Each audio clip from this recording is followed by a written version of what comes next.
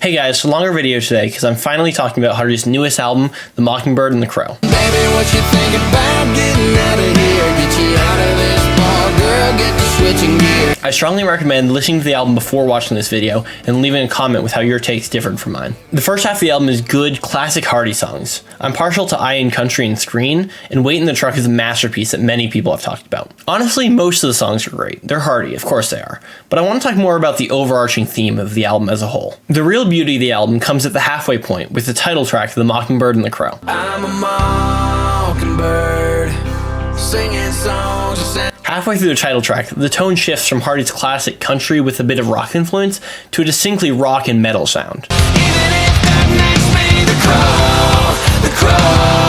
crow. Thematically, the whole album is set up around this switch, as Hardy balances the struggles of being a talented mainstream songwriter while also trying to push the boundaries and break the rules a bit. Plenty of people have done traditional reviews of this album.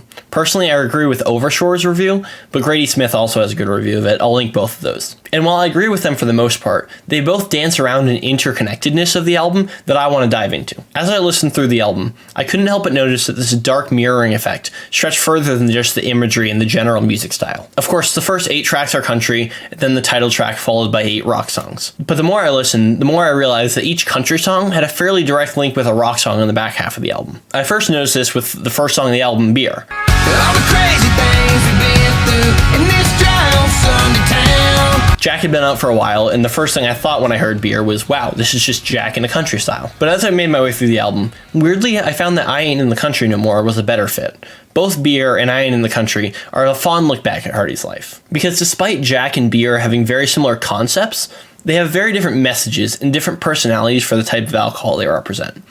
Plus, Jack has a much better pairing later in the album. Red, featuring Morgan Wallen, is about all the references to the color red in a redneck's life. Red, I'm talking about the color of them jerseys on a Friday night. The correlating song, Redneck Song, is much more general, but it also pays homage to being a redneck in a similar way. On a personal note, this pairing is also my least favorite song from each side of the record. I like the sound of Red, but the songwriting just doesn't hit home with me for either song. That being said, I feel like the songs do a really good job mirroring each other, which helps drive home the themes of the album. Wait in the Truck, featuring Lainey Wilson, is one of my favorite songs from the album, and it's arguably one of the most interesting songs in recent country music, full stop. Plenty of people have reviewed just this song, but it's definitely worth a listen if you haven't already. It lines up with 30-Odd 6, which is a song I really want to love more than I do. I came home, buck in the back. She's on the porch with her bags packed. Both are relatively unconventional songs with interesting sounds and intriguing lyrics. And while I recognize where Hardy's trying to go with the song, and I think it does a good job of what it's trying to be, the 2000s rock vibe just doesn't do it for me. Drink One For Me is very reminiscent of one of my favorite Hardy songs, Give Heaven Some Hell, but from the opposite perspective. On this album, it mirrors Sold Out. Wall to wall and I still ain't sold out.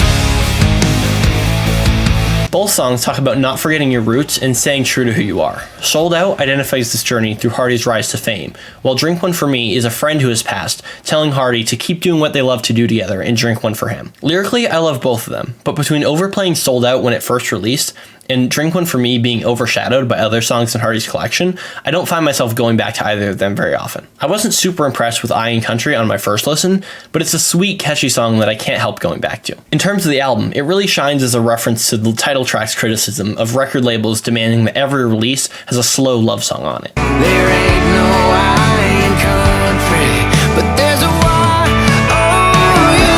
The counterpoint on the album is Truck Bed, which serves a similar role as the breakup song of the album. The cleverest thing Truck Bed does is reference Hardy's earlier song Boots, because my biggest criticism is that the two songs are essentially the same from a lyrical perspective. At least I took my boots off this time. The self-awareness does help with this, but it still isn't my favorite, largely because Boots was never my favorite Hardy song either. Screen is my personal favorite from the country side of the record, and ironically, it lines up with one of my least favorites from the rock side. I find Kill Shit Till I Die fairly shallow for a Hardy song, and I'm personally not the biggest fan of Hardy's screaming. I'ma kill shit till I die.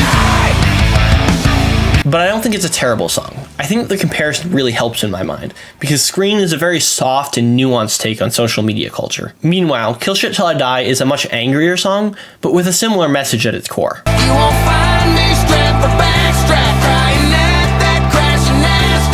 This dichotomy really shows how arguments can be completely changed by the tone they're presented with. Next up is Happy, and the song I've been holding on to since the start of the video, Jack.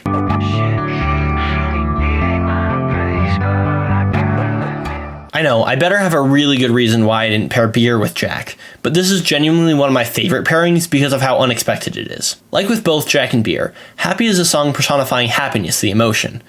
But where Jack and Beer split is that Hardy describes Beer as an old friend and looks back fondly on the memories they had together. Meanwhile, Happy and Jack both dive into the darkness. The refrain of Happy is "Happy, why can't everyone just be you?" And Jack is presented as manipulative, telling Hardy to ignore everyone else in his life who's looking out for him. Both songs circle the idea of trying so hard to be happy that you end up miserable, which I think nowadays is something a lot of people can relate to. And last but not least, we'll finish off with the easiest pairing. Here Lies Country Music and Radio Song are the two songs that directly reference country radio, and Hardy's constant struggle to meet the label's demand for constant hits while still expressing his own creativity. For most of these songs, I tend to prefer the country counterpart over the rock and metal. But Radio Song takes a much bigger risk sonically, and even though I'm not the biggest fan of metal screaming, it does a much better job of driving home the disparity. Just to prove the point of the song, Hardy wrote an incredibly catchy chorus that would be a smash hit on radio, only to ruin it with Jeremy McKinnon screaming the F word at the end. Listen to Radio Song! My favorite line is when Hardy refers to the chorus as his moneymaker, which is a clever nod to bro country.